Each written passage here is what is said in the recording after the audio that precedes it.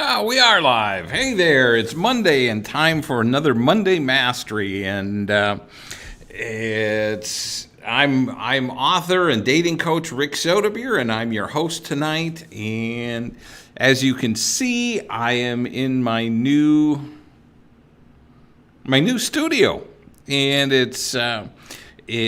I'm just playing around with some of the lighting and some of the background stuff. It still needs some decoration because the walls are pretty stark, and but it's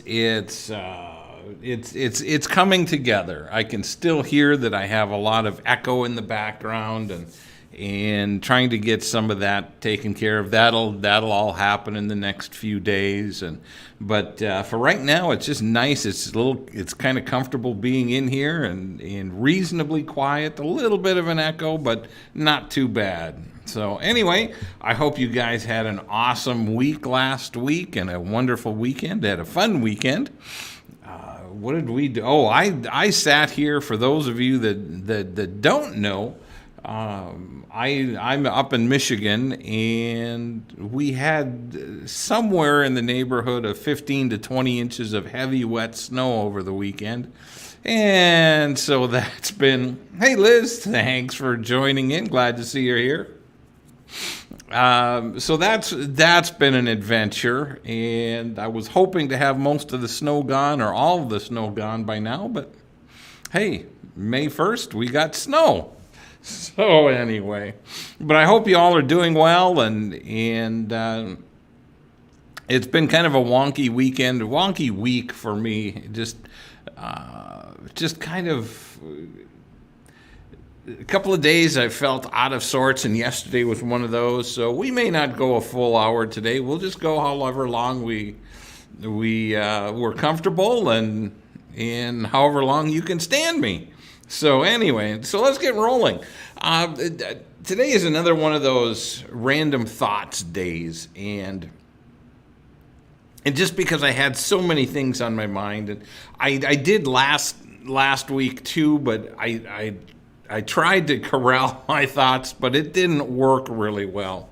So the first topic I want to talk about is, we're here to talk about dating and relationships and whatnot. But one of the questions I have for a lot of you is how flexible are you? How relocatable are you? That's a lot of people say, nope, I'm staying right here. And I've seen in dating profiles that people didn't want to date more than 10 miles or maybe 15 miles. And others of us, like me, 200, 300, 400, 500 miles is not that big a deal. It's just a matter of what your circumstances are and where you want to go, and how firmly planted you are. So the question I have for you all today is, how firm are you in your adjust this a little bit. How firm are you in your logistics? Do you have to stay where you're at? Are you open to meeting somebody in a different area and maybe relocating to a different area? Or are you permanently fixed and they would have to move to you?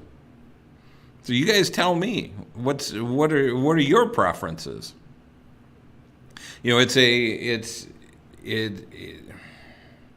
It's one of those things that only you can decide. I can give recommendations, I can make observations, but ultimately you all have to make the decision of whether you're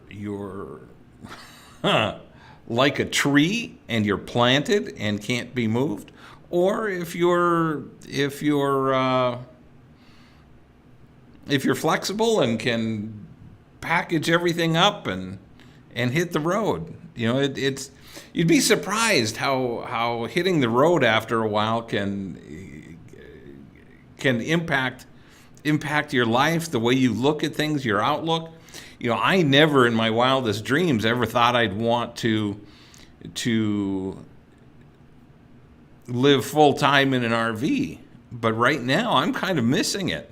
It's my rig is in a much warmer weather right now. It's down in central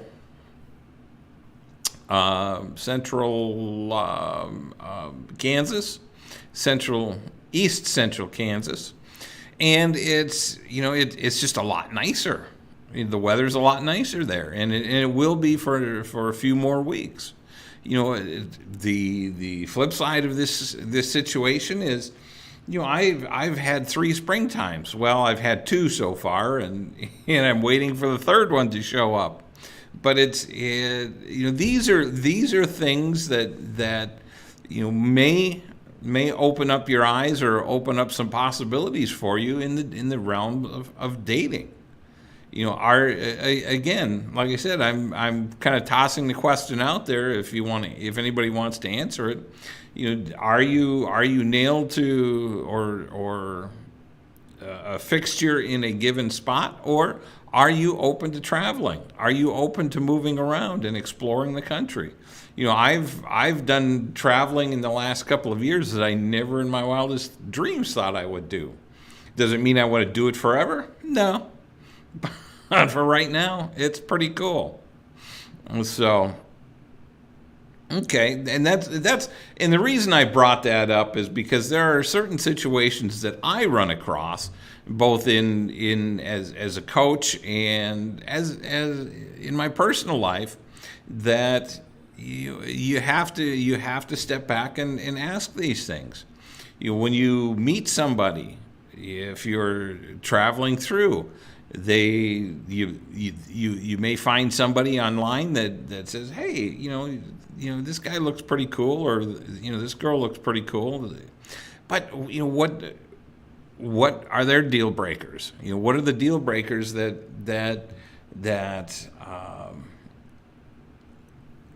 will limit the distance that you're willing to date?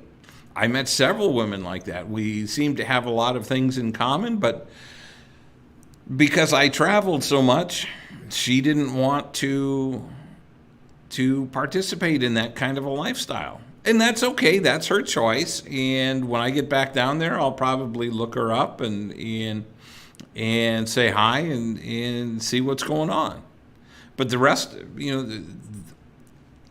everybody's decisions are different. So you guys need to decide what's important to you and what isn't. I came across some interesting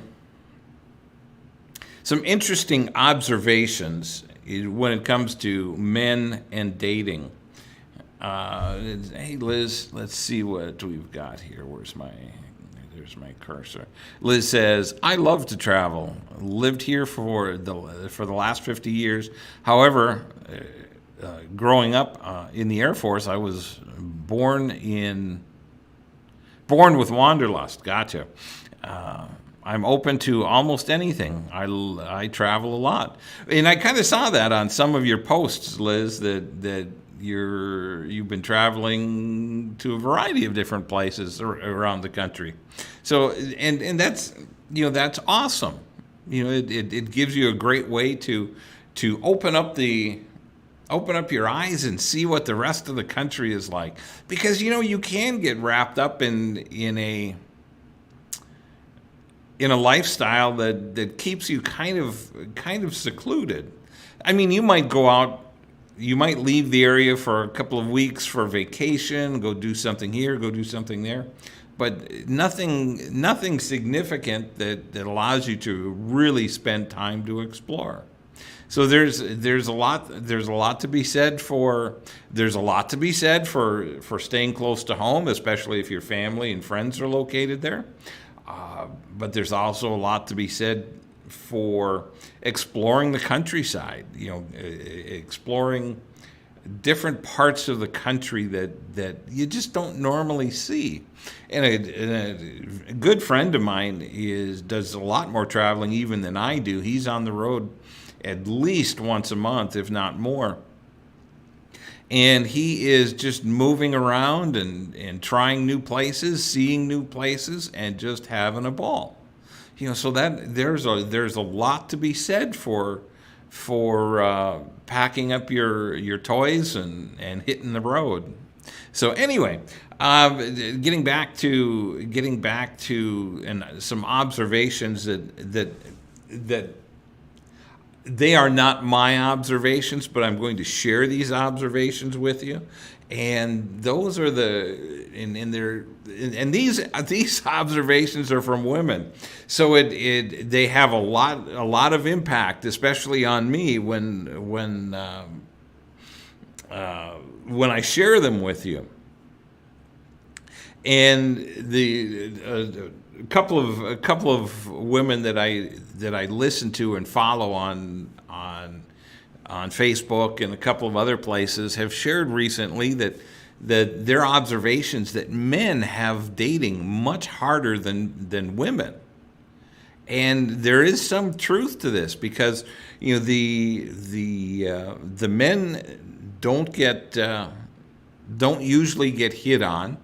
And that can be, and ladies, I know that can be annoying, but it's usually the guy that has to do the asking out. It's the guy that has to break through the barriers, especially if you're out and about with a group of lady friends that has to ask you out to dance, and that can be a huge hurdle. And then if the group of ladies is not overly nice or overly friendly, it can just be damaging to the ego. I mean, it's guys, we typically don't get compliments. Guys, we don't typically we typically face a lot of rejection, and it's because we're the ones that usually have to be asked. And in previous podcasts or previous broadcasts, I've talked about that women rarely ask guys out, and it would be such a breath of fresh air to have a woman ask a guy out. But because of our what's the word I'm looking for? Because of our sociological situation right now, or the way our sociology is structured, it's designed for men to do the asking. Now, some part of that I understand, because it's generally the men's role to do the protecting, and it's generally the men's role to do the asking, to do the paying, to do the courting. And when you sit there long enough, or when you're with someone long enough, it becomes easier, obviously, but nonetheless, it's still by and large the man's responsibility to step out and initiate the conversation. It's the man's responsibility to in a lot of cases plan the date, or plan, and not necessarily, but plan where you're going to go. And I know a lot of times, there's a lot of jokes about, where do you want to go? Oh, I don't care. Where do you want to go? Okay, well, how about here? No, not there. Yeah, we've all heard those stories. We've all heard those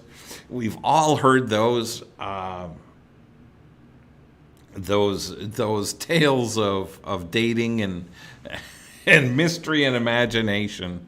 But it is one of those things that there when you do step back from this, and some of it is rational, some of it may not be. I mean, some you may agree with some of it, you may not. But what are your thoughts on the roles that men and women play in dating?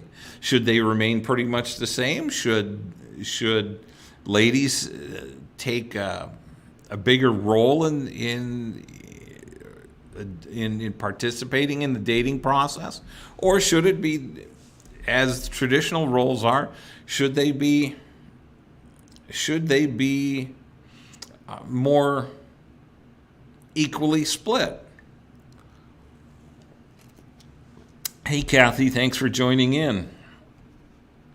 Kathy says, I'm a Southern woman. I was and I was brought up that girls did not ask boys out or call them, and that's exactly what I'm talking about, Kathy. Is that we have those stereotypical those stereotypes that men need to do the asking. Let me ask you this, Kathy. Would you ever ask a man out? I mean, if you saw somebody that you were attracted to and thought there might be some possibility there, would that be something you would be open to?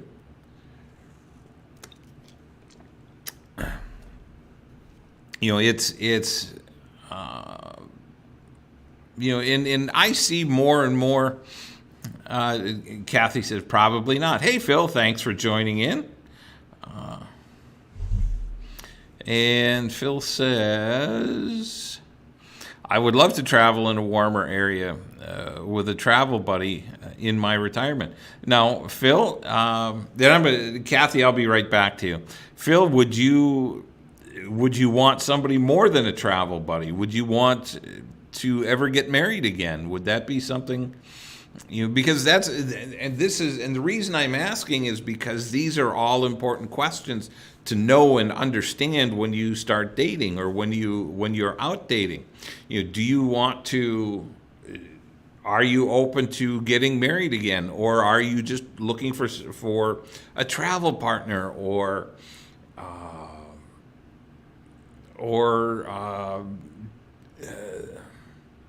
I don't necessarily like the term split the sheets, or to cohabitate, I guess, is probably a better. Would that be a possibility? What are you looking for, Phil? And back to Kathy, since you were raised and that's probably. You're probably not going to ask a guy out. What would have to happen for you to ask somebody out, or what would? Well, hang on. Let me see what you. Kathy says, I'm a confident, successful woman, but still want the man in the beginning to take the lead. Okay, and that's fair enough, Kathy. Let me ask you this. When has it been long enough for you to initiate some of the contact? And that's all part of this, is that are you're asking the guy to at least initiate the contact, initiate the relationship, I'm assuming, and where do you cross that line, I guess, in where is it okay for you to start asking after? Is it after 2 or 3 or 5 dates or 10 dates? Do you have to be in a committed relationship? Are there things that you find absolutely non-negotiable from a standpoint of what are the man's roles and what are the man's duties? And the same thing goes for, would that go for splitting the check? Would that go for housekeeping chores? Would that go for, for taking care of the cars? Is it the guy's job to take care of the car? Is it does it become your job to cook the meals? And so where do you draw those lines? And Kathy says, after a few dates, I will ask him if he wants to go to a concert or something. Okay. And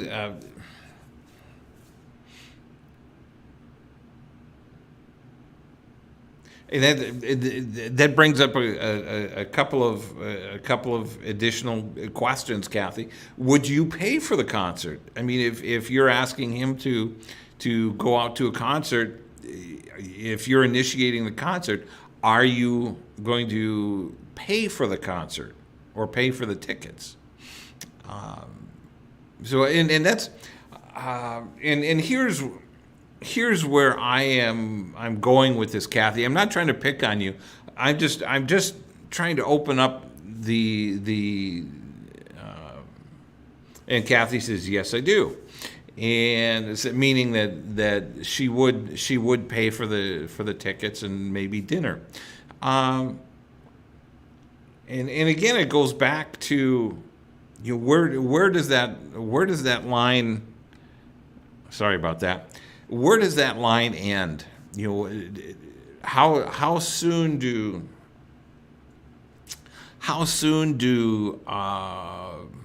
and then let me ask, does when you start asking, do you start considering yourself in a more of a committed relationship? Or are you still just friends? Are you still just getting to know each other, so to speak? And where do the boundaries lie? So there's so many questions to navigate through here that it can get really murky.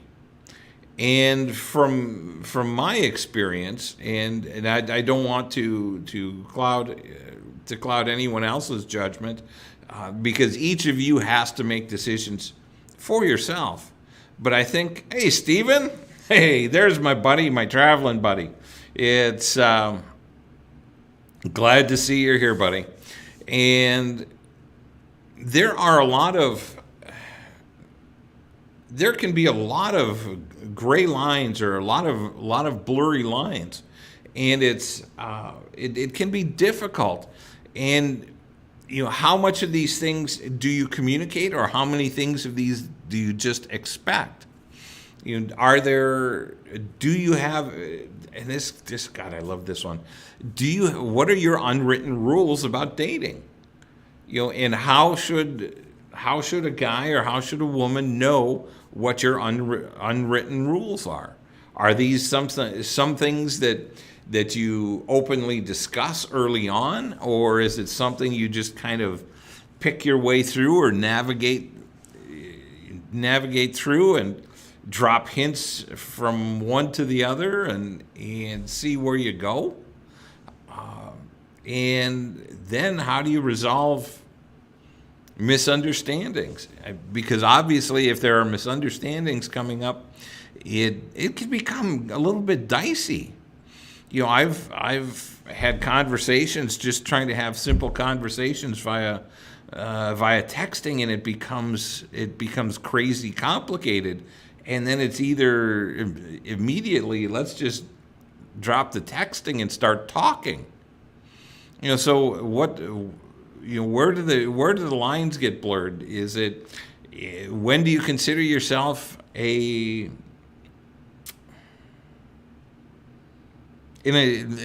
starting to get into a committed relationship? Is it when you start feeling comfortable with each other? Is it when you have a set number of dates? Is it a number that you both agree on early on? Or is it just something that's kind of like we talked about dating a week or so ago, organic? Does it just develop organically? I've seen a lot of relationships start as just friends. You go out and go out to shows, go out to dinner, you go out to events or venues and have a good time, and with no grand expectations in return, and then all of a sudden, whoa, where did this relationship come from? Sometimes those are the sneaky ones. They can sneak up on you and take you by surprise. So, and have any of you ever had that happen to you, where you're just hanging out and the next thing you know, it's feeling like the whole thing fits really well and moves into a whole nother realm of relationship. And then then where you proceed from there. But again, where are your boundaries? Where are the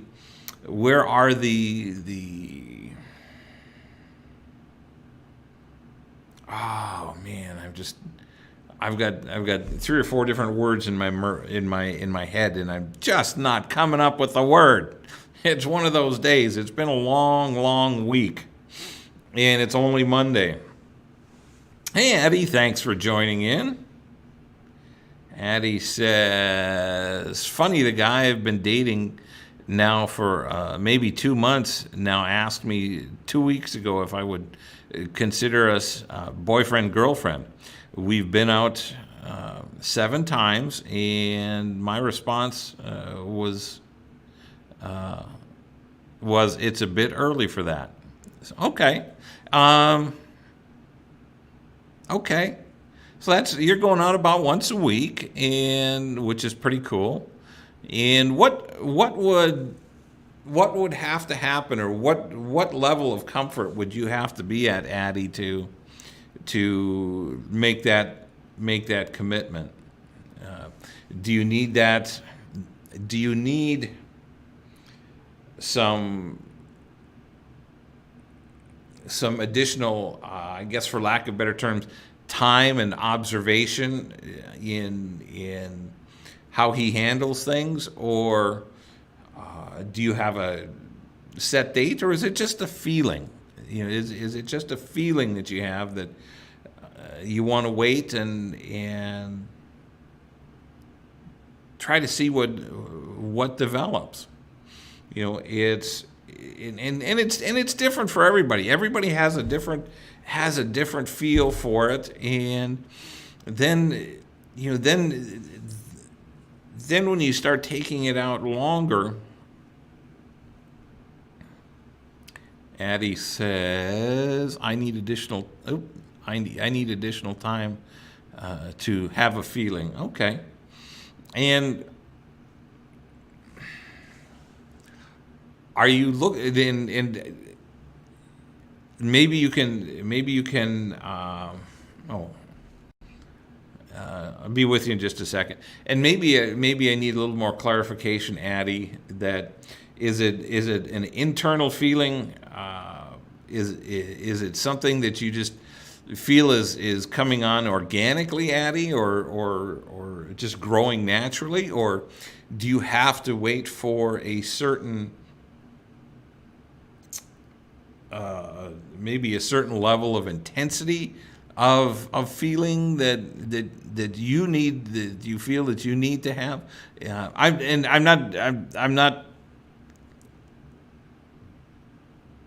I'm just trying to figure out what additional feeling, or if the time that you've spent together just hasn't been enough, or if you're looking for a particular type of feeling.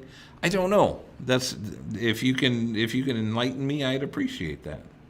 And Steven says, after a period of time, if your relationship goes back to I'm trying to figure you out, it seems they're trying to find a reason not to have a relationship with you. And he says, I choose to walk away. And Stephen, there are a lot of people like that that that that if they're not if they're trying to get a specific feeling or trying to figure you out, if they've got to work too hard at it, it's probably not a really strong relationship. Addie says she's looking for an organic feeling, needs to happen for an organic feeling needs to happen for me. I think I'll know when I'll know. Okay. And okay, we'll just roll with that. It's just because I know that you can't really always you can't always really identify it. But if the relationship seems to be going well, and you're a couple of months farther down the road, then are you going to start asking yourself what's missing? Or are you going to start asking yourself, well, can I make this work? Can this be a good relationship for me? Can this be an extraordinary relationship? Because I know a lot of people in a lot of situations, they don't always have that immediate connection, that immediate bubbly feeling. It's he may be a nice guy, or she might be a wonderful woman, but it takes a little time for things to develop. And I've been in both sides of those types of relationships. I've been in relationships that have developed really quickly. They feel really good. They feel, they just feel comfortable. You just have just a lot of common interests, common connections, and there can be other things that cause the relationship to come to an end. There's any number of things, but the thing we have to be careful of is that we don't put too many restrictions on it. That's saying, well, it has that if I'm not feeling this way by this time. You have to sit back and say, okay, why am I not feeling this way? Is there something about me? Is there something about him or her? Is there something about us? What is the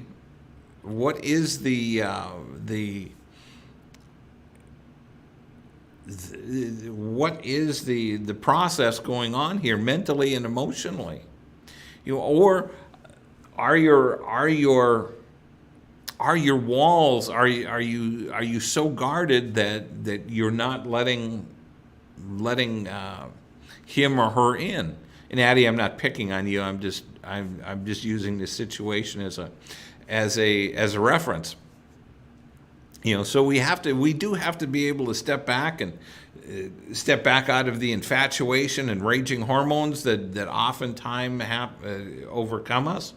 And that we want to protect our hearts, but we also have to recognize that we have to be open to being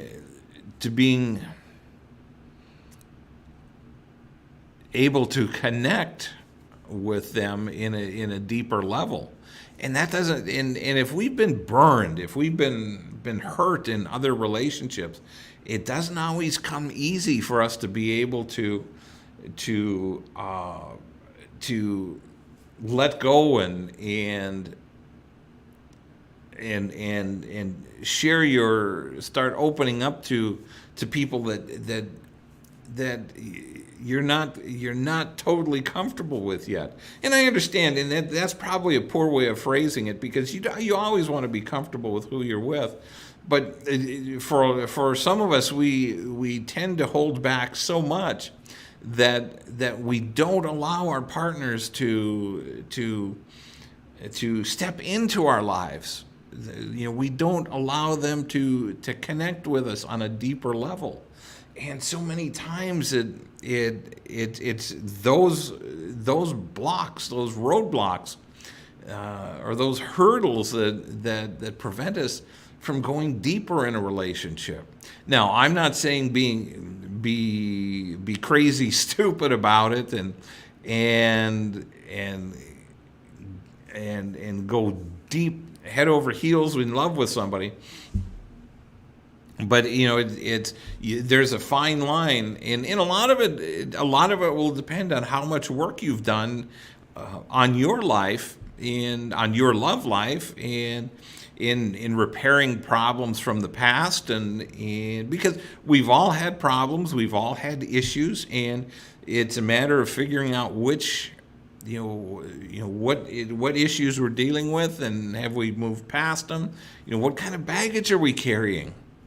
And Kathy says, I have to feel a connection when I date someone. Yeah, I understand that, and we all should. There should be a connection, and with for some people that happens a little more quickly than others. And again, like I said, I've dated women that things just came together tremendously quickly and felt comfortable. And then there's others that it's and I don't want to say it's like pulling teeth, but it took a little bit longer. It took a little bit longer to peel back some of the layers, and it's fun to watch sometimes as the layers peel back and saying, wow, she's really pretty amazing, or wow, he's pretty amazing. That they can step out and grow in themselves. And I see this most often when people start stepping out of their comfort zones, and they leave some of the baggage behind, because we've all gone through relationships, and we've all, whether we're divorced or widowed or and they could never have been married, that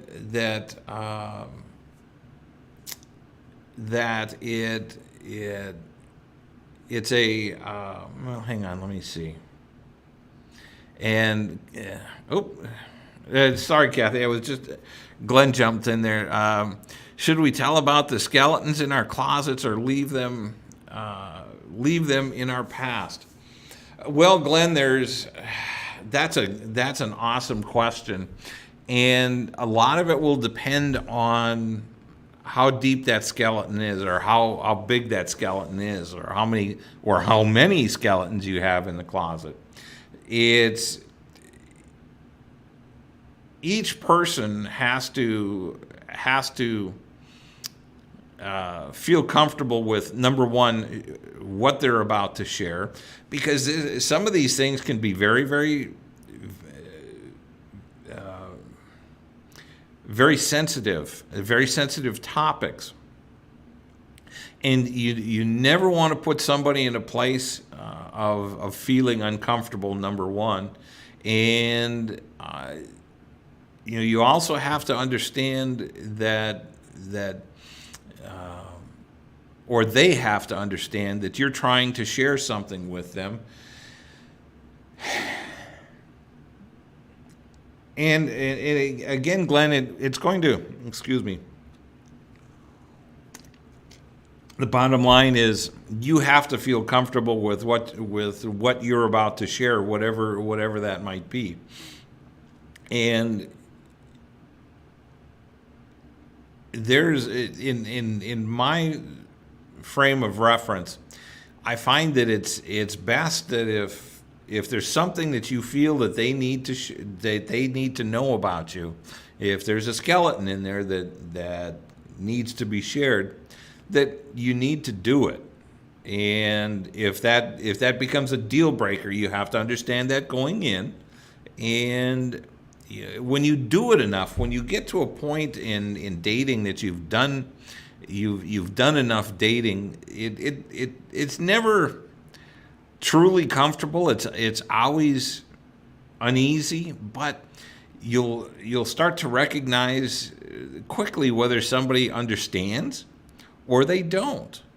And sometimes people just don't understand. I've coached a lot of people that have gone through a lot of things. And when they start sharing about their past, it sometimes can go either way. It's a 50-50 thing that you have to take time. You have to be careful about the words you're saying, and you also have to get to a point where you develop the courage and the confidence to share, but also the trust in the other person to be able to share, and just make sure that they're not going to use it in an unhealthy way against you. And there are people that do that. So there's a line there, Glenn, that needs to be crossed, or maybe not. And again, depending on the skeletons, are you going to again determine how big the skeleton is. Is it something that really needs to be shared? If it's something that's going to be, I smoked pot back in college. Well, that's probably not something that you really have to worry too much about. But if I've got 3 DUIs and I don't have my driver's license, or something more dramatic along that, I was in a hit and run accident, or and that's just stuff that's popping off the top of my head. You have to determine what level of importance, number one, it has to you, and then what level of importance you think it might have to them. I know that's hard to quantify, Glenn, but there are certain criteria that's pretty much a need to know. That's something, especially if we're going to talk about healthcare, and because as we get older, we all start to have our issues, we have our problems, and are you dealing? This is just a hypothetical. Are you dealing with a major health issue that is going to could potentially impact somebody else's life? If you've got fibromyalgia or rheumatoid arthritis, or if you've got some disease like multiple sclerosis or something like that, and it may be or even early onset of Alzheimer's. Some of those things need to be shared up front and fairly quickly, because this is going to impact somebody else's life. And so that's why again, it all depends on the severity or the size of the skeleton in your closet, Glenn. I hope that helps a little bit. And Steven says, what would you say to a fella that's kind of hipsy, free thinker, easygoing, has many adventures and journeys, and would enjoy like-minded gal? Oh, we're doing an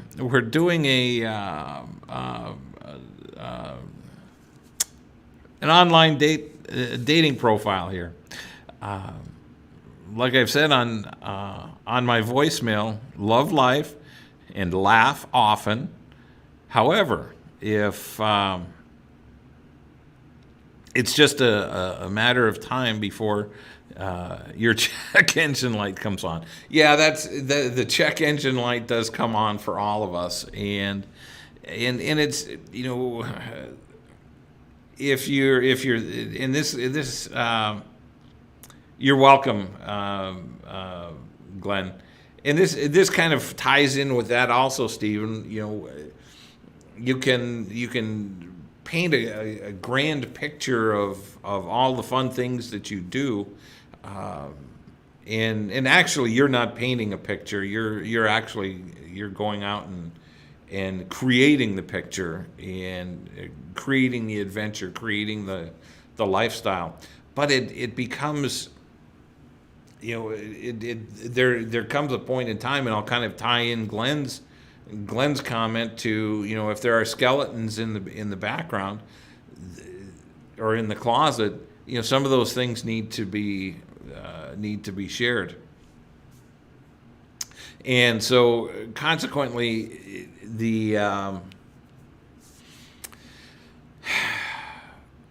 it's and I'm just going to be, Stephen, you and I talk regularly, but your type of lifestyle, my type of lifestyle, it can be very difficult for some women, for some people. It doesn't make any difference. It can go both ways. A lot of people, women RVers on the road. It's a different type of lifestyle, and more often than not, you're going to find, this is for you, Stephen, you're going to find women that are more interested in being settled down or having that security of at least a home base and knowing that they have someplace to go home to. Not just always being out on the road. So there are some pluses and minuses for this lifestyle, Stephen, and being out on the road and there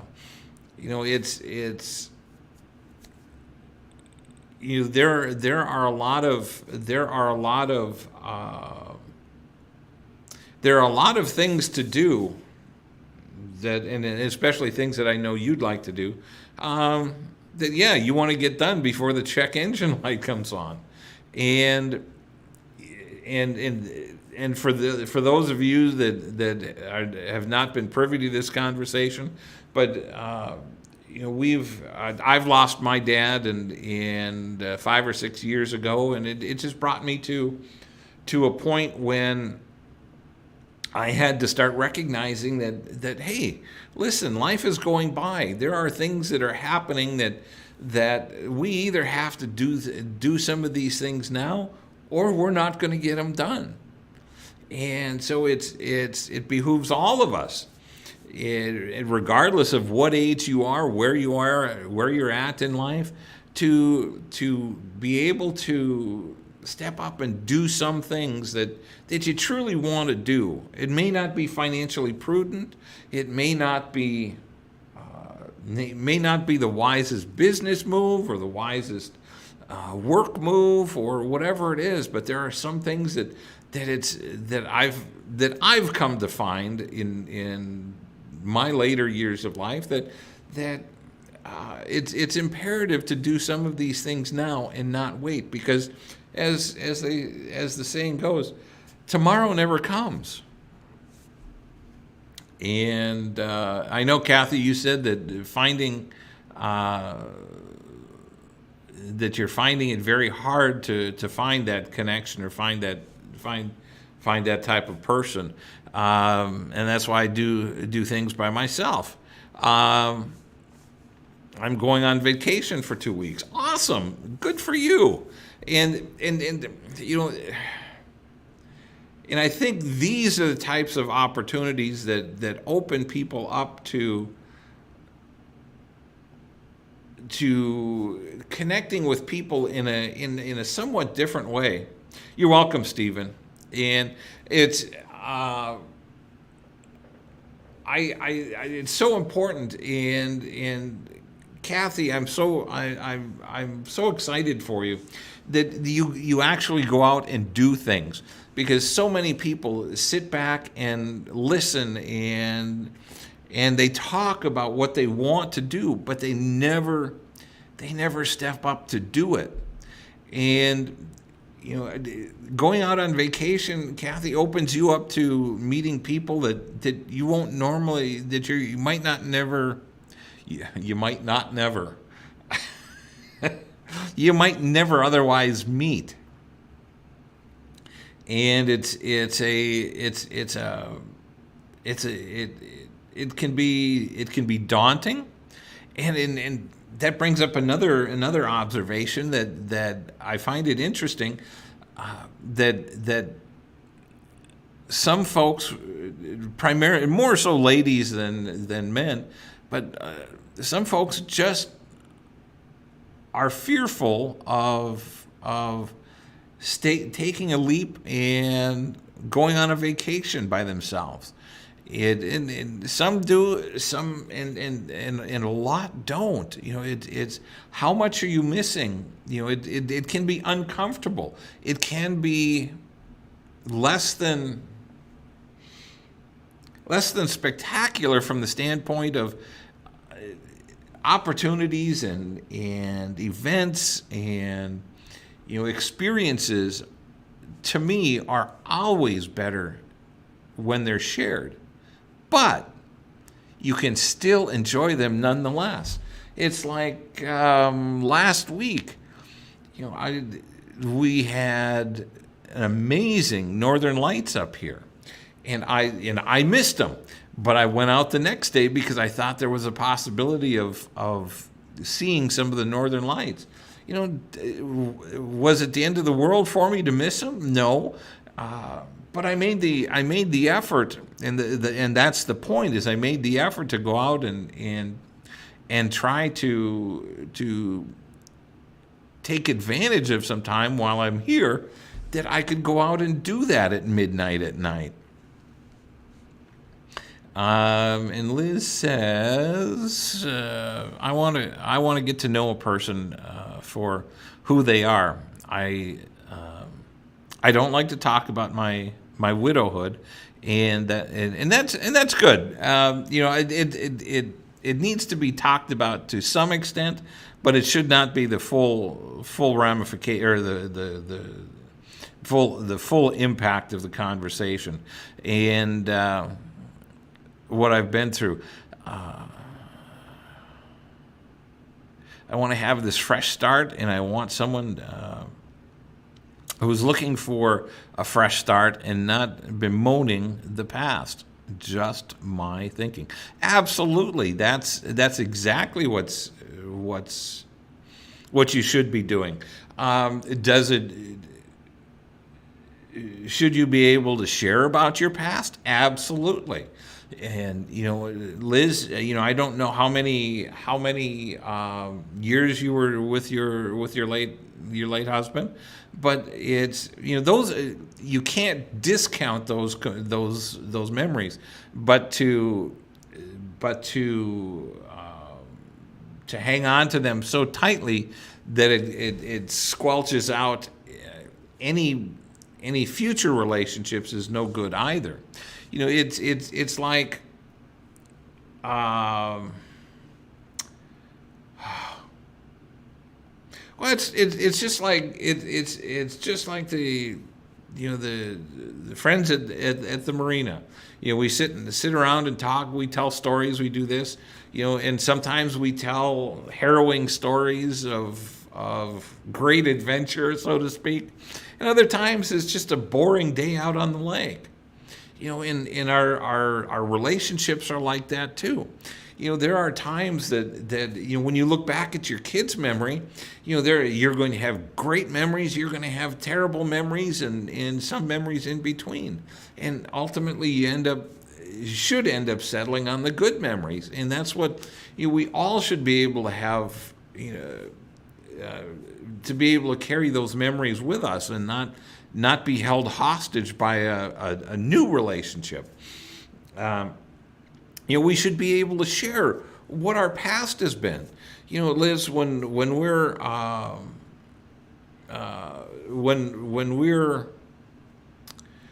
sharing our experiences, it's helping us get to know each other. It's helping us.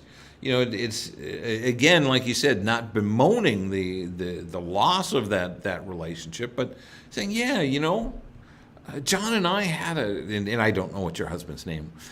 John and I had a great marriage. We had some ups and downs, but overall it was it was an awesome relationship, and that's the mark that I'm using to set for my next relationship. And it's the same process, but to make sure that you're past the grieving and the recovery part of it. And that does take time. It's just not something that you can just flip a switch and say, okay, I'm done grieving, let's move on. And Kathy says, I have men and women tell me they couldn't do this. Absolutely. And they probably could, but they choose not to. It's a choice. And she says, being a widow for 5 years is part of my story. That's exactly right. And that's exactly what I was trying to share with Liz right now, that it doesn't have to be a great burdensome story. It can be an awesome story of love and reflection and great memories. But it doesn't have to weigh you down and load you up and keep you from moving forward and keep you from enjoying a great life moving forward. And Liz says, yes, carry the memories, and yes, share the past, but not to focus on just that. Absolutely. And and again, my whole point of this is that it's all part of getting to know somebody. It's that stepping out of your comfort zone, just like Kathy's doing. She's stepping outside her comfort zone and going and doing things that other people will envy her for, and she's going to have the memories, the pictures, the excitement of going and doing different things. It's just it's just so important to be able to in my opinion, to find those special people to share things with. But if you can't, go and do it. Kathy's going and going on vacation in a couple of weeks, or for a couple of weeks, and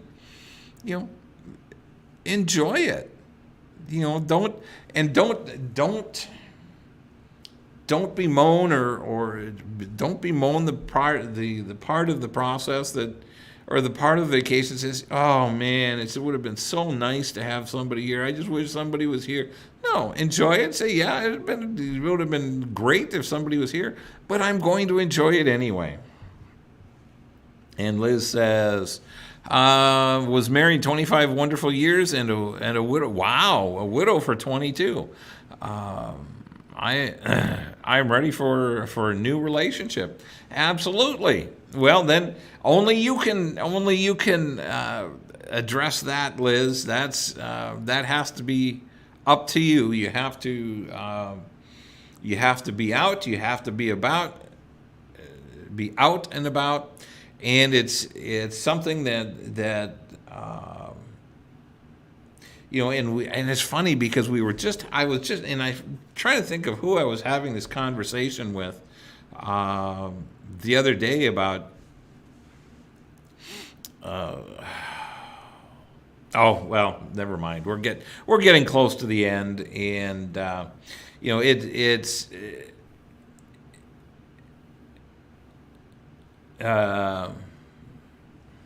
Good. Liz says doing just that and loving it, and it's stepping out. We all have to make an effort. Oh, I know what I was going to say. We all have to make an effort to step out and to step outside our comfort zone and to do things that we might not normally do.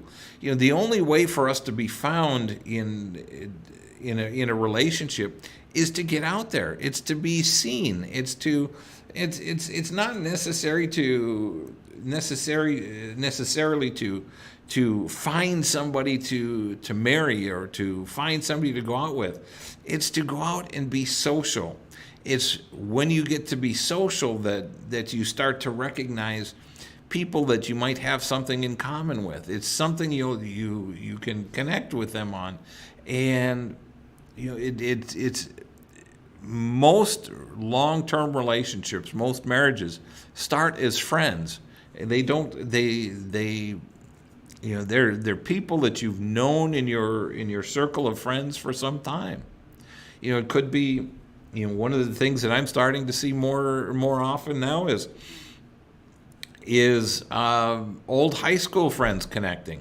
After a divorce, after being widowed, you start to connect with people from your past, and there are more of those relationships that you just never know. They might surprise you. So anyway, well, we're a little bit past an hour, and we've gone a lot longer than I thought we would, and I'm starting to get a little scratchy here. So I'll just wrap it up for today, and I want to thank you all, Kathy, Liz, Stephen, I appreciate it, Phil, Glenn, and Addie. Let's see, who else do I thought there was a couple of others in here. I'm sure I missed somebody else. But anyway, I'm glad you are all here today, and thank you for joining in. I appreciate it.